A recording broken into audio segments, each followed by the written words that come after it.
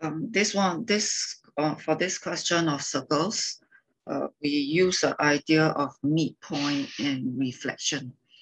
So there are some very tricky question on reflection. So I will remove this part because this part is no longer tested. Okay, so if you look at this question, they give you the equation of a circle. And for the first part, you're asked to find the center and the radius. So if let's say a question didn't guide you on to find center and radius, but the moment you see an equation of circle, you must have the first instinct to derive the center and radius from the equation. So you can do it by your complete square method, or you can do it by your formula method. Doesn't matter. Okay, so I'm assuming you should have no issue getting the center and radius from the equation.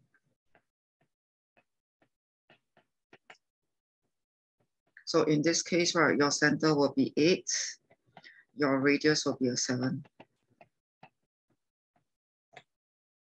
Okay, so if you couldn't get the center and radius smoothly without a lot of issues, then I think you got to revisit a very, very basic question.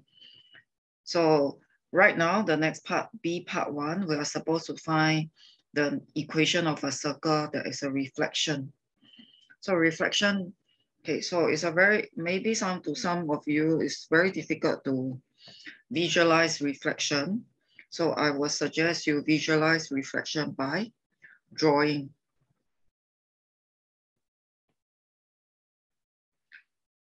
So in order for reflection to happen, you will need a mirror line. So our mirror line can either be a horizontal line or vertical line, or it can be x-axis or the y-axis. Okay, so usually this is what I will do. Okay, I will draw a small circle. So this one is 4, 8. By right, the radius is 7, so it should be quite a big circle. But to make things easier, I usually just draw a small one.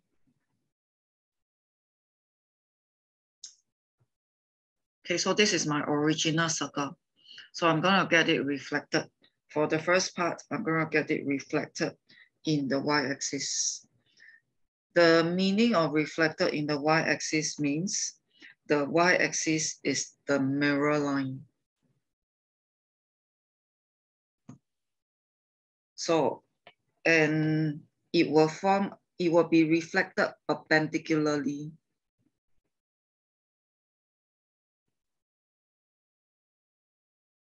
So it will be reflected perpendicularly. So this will be where my circle is.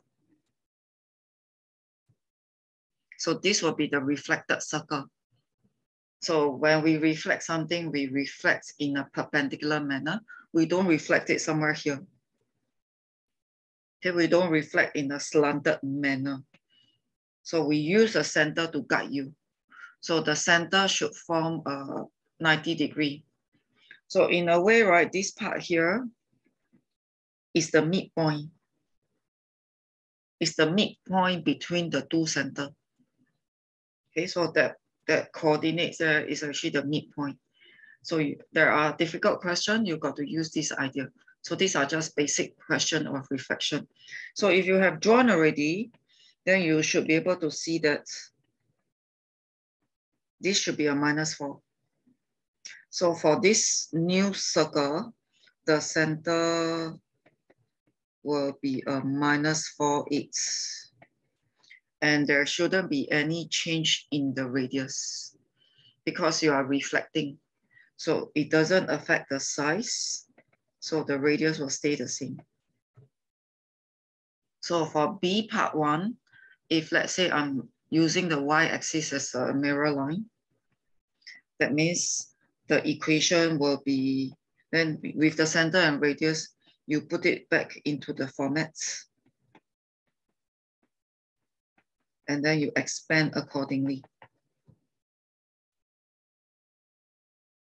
So that means, right, all in all, if you're going to be reflecting, only the center change. The radius doesn't change because the radius is the one that determines the size of the circle. So during reflection, a circle shouldn't become bigger or smaller. That's why the radius should become the same. So in B part 2, we are going to explore reflection in the x-axis.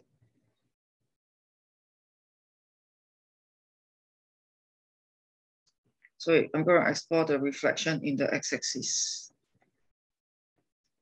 So it will be reflected in a perpendicular manner.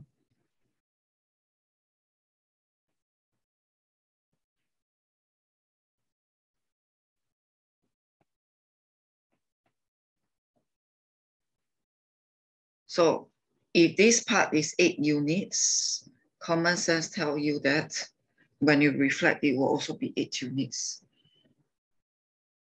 So reflection means it's like exactly the same distance is being reflected, and we reflect it in a 90 degree. So in this situation, the center will be 4 minus 8. The radius will stay the same because again, the size doesn't change.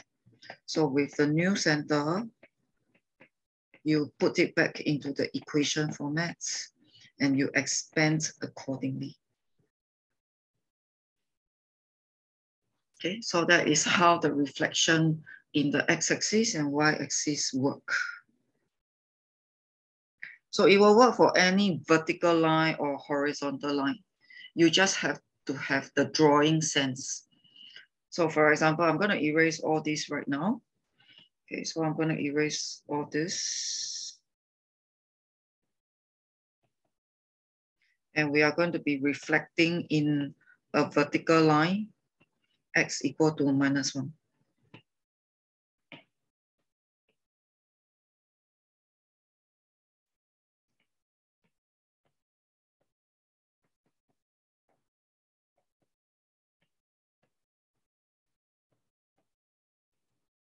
So locate the line x equal to -1 first. Okay, so I think I will need the space here. So you should be able to tell that x equal to -1 is a vertical line. So I'm gonna put the vertical line here.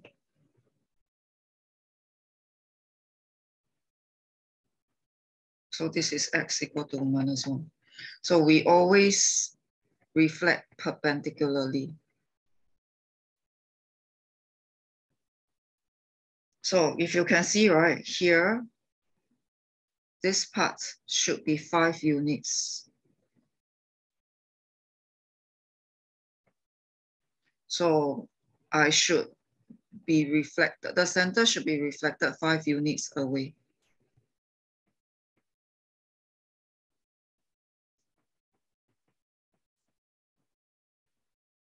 So the center from the mirror line is 5 units. So the image will also be 5 units. So you got to do a little bit of counting. So if you count a little bit, this is -1, you move back 5 units, so you will get a -6.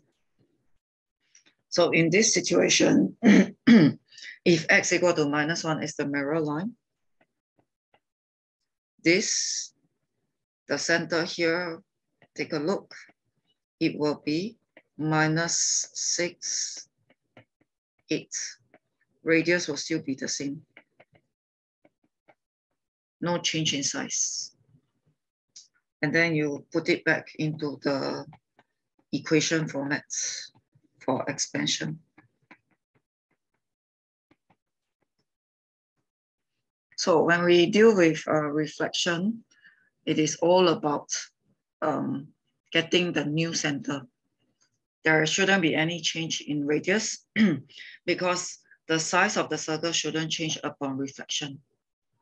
So try to get it by visualizing, by doing a rough sketch.